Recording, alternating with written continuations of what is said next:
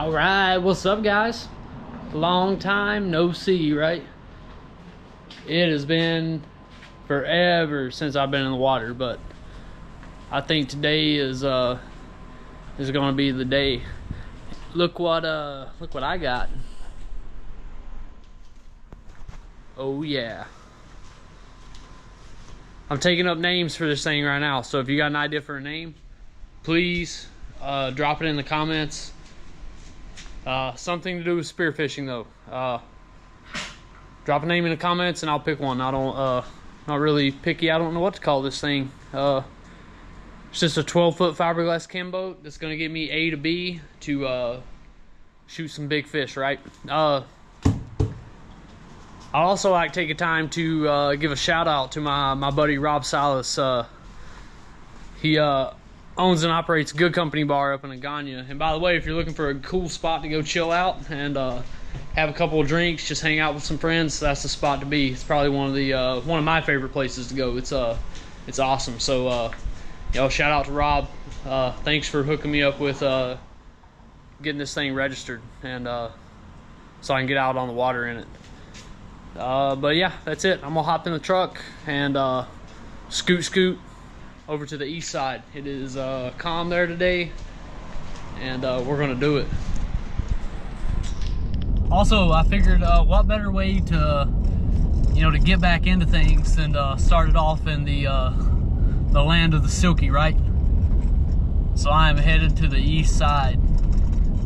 I've been in the water, so my lungs are probably shot. It's probably gonna take some getting used to, but I don't care, we're gonna do it. All right, boys and girls, check out the new wetsuit, dude. I'm fucking styling, right?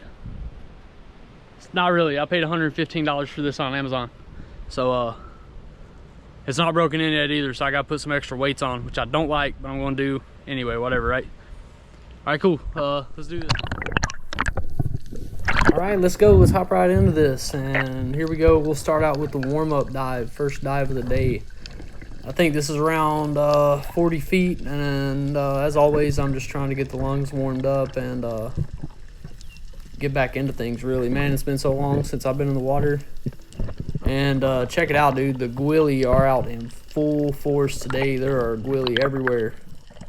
And you got this big jack that swims along here in a minute, right above me, and he just went right over the corner and out. And there was actually a school of jacks that swam right in behind him, but they took off further out than he did, so they never really even got close. And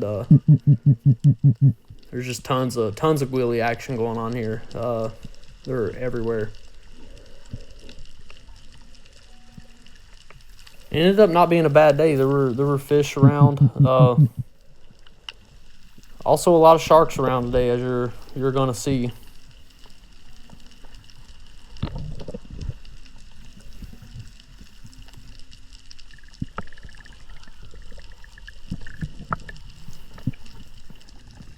But I get good and warmed up, and then we move out on the reef just a little bit further. And I have one goal in mind today, and that is to nab a good-sized parrotfish. I got a buddy who I had promised some fish to, or a big parrotfish. So really and truthfully, that's the main goal today, is to get one of those. So I drop down here, and this is around 55, 60 feet. And you can see out in the distance, there's just tons of fish out there. And those are giant Gualafis, or Pacific longnose, that you see swimming along. There's also a few other types of parrotfish hanging out down here too. And these guys are getting kind of close, but not close enough for me to pull the trigger just yet. And if there's one thing I've learned about these parrotfish is you just gotta take your time with them.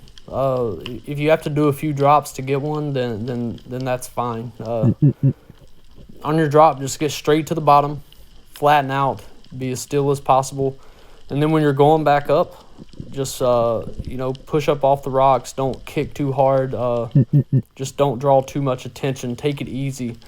And if you do a couple of drops on these guys, they'll actually move in closer. The trick is to get them comfortable with you.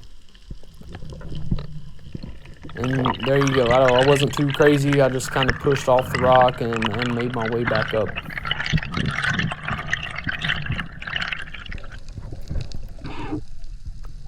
this is actually a couple of drops later. These fish had moved down the reef line. They weren't really that interested in me or what was going on, so I kind of had to follow them around a little bit and just keep dropping until they got close. But this is the part where the silkies start to show back up, and you seen that big barracuda just hanging out there in the distance. And I actually shoot this barracuda, but I did not get it on video, and it wasn't recorded. But as soon as I hit the bottom, I see these silkies coming in, and I'm about to start teaching life lessons right here. And you got to start these silkies out young, right like that. You just jam the hell out of them. That way they know not to come near you. And that one kind of got the message, so he's backed off a little bit, but they're just dumb. They don't care. They don't take no for an answer, so of course they're still going to hang around, right?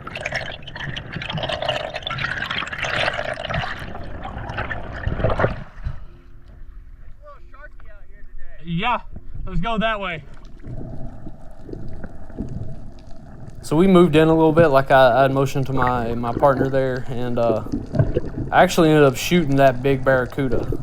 But before I could get it up, you can see what's going on down there right now.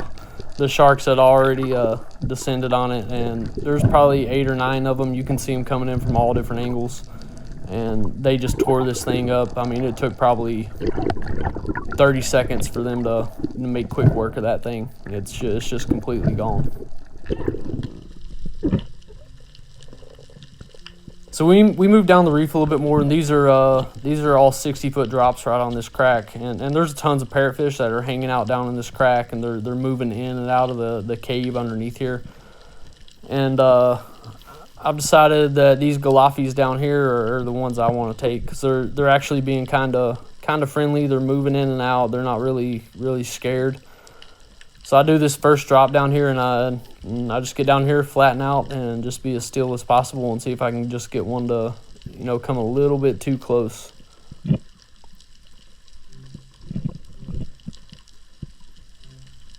But these guys are kind of weary, so it may take me a few more drops to get one of them. But I don't push it. I don't chase the fish. I just go ahead and surface. And I give my my dive buddy a chance to go down and do his thing.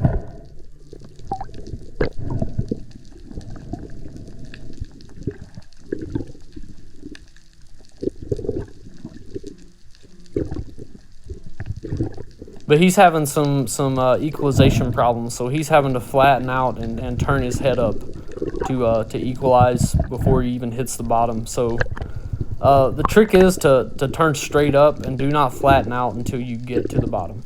Get to the bottom and then flatten out and then hunt these fish. If you turn your body up before you get to the bottom, you're going to freak them out and they will scatter. And he knows that, but he just wasn't able to equalize upside down. And that kind of led to him flattening out and not being able to get one on this drop.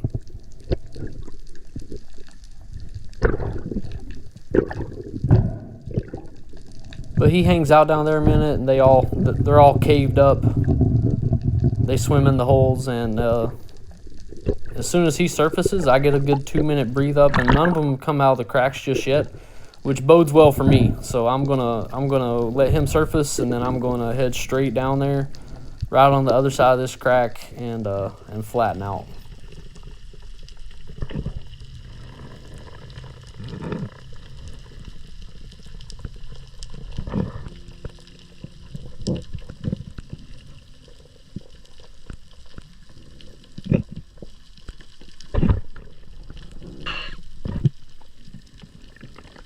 All right, there we go. So I hit the bottom.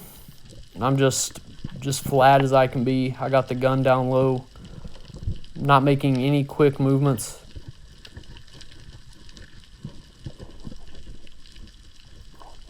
A few scratches here and there to kind of draw some attention. Then I see this big Gualafi come right out of the crack.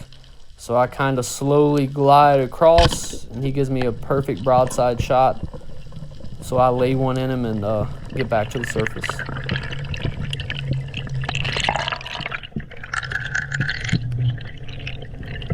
And he's a good sized guy. He's probably about 16, 17 inches, which is it's pretty big for the Pacific longnose. They do get bigger than that, but that's a really good size one. So I'm super stoked about this guy.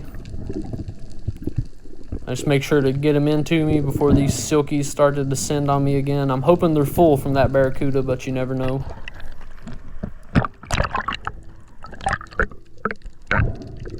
And here's my glorious get out from today. The water was kind of calm.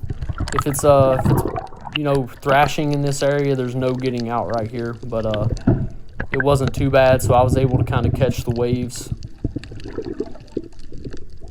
and ride up on the edge of these rocks. Still a fun ride though.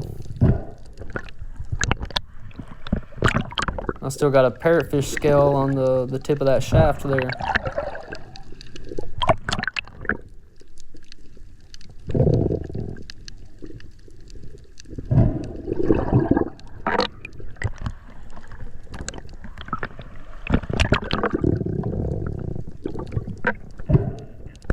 I'm actually still kind of fishing right now. People don't realize it, but these cracks in the shallows, as dangerous as they are when the surf's up, they're full of fish. You can catch huge parrotfish and huge tatagai in here from time to time. So it's actually worth giving it a look if it's calm enough for you to get in there.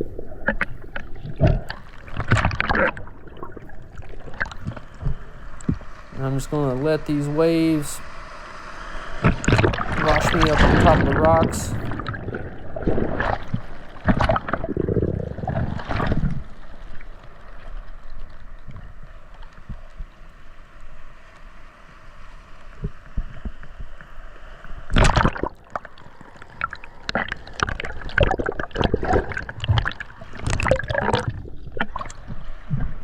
And there we go. My dive buddy is back there waiting to come in the same way I went. All right, people, I'm out of the water and back home. I got this this fish on ice, and I love Pacific longnose. That's the type of parrotfish that is. It's one of my favorites. I don't know why. They're just really good. They're easy to clean, easy to cook. They're not slimy like other parrotfish will be. But this isn't for me. I got a really good friend that I promised a parrotfish to. So that's what we're going to do right now. We're going to run it down to him. It's been a long time coming. Last time I tried to get him a parrotfish, I got sharked. So it didn't happen. I got sharked today too, but the sharks didn't try to get me, at least today, right? So check it out, dude. Packaged up all nice. Morty. There we go. Alright, man. For the YouTube. Yeah, I know it took a month, but a lot's happened to that month. Huh? What do I owe you for this? Nothing, dude. Told you I'd get you a parrotfish. Got you accomplished. I found Slade, got him his fish. I know it took a long time to do, like a month and a half, right? But hey, better late than never, I say. But that's it. I'm out. Hit that like, subscribe button, and I'll catch you guys next time.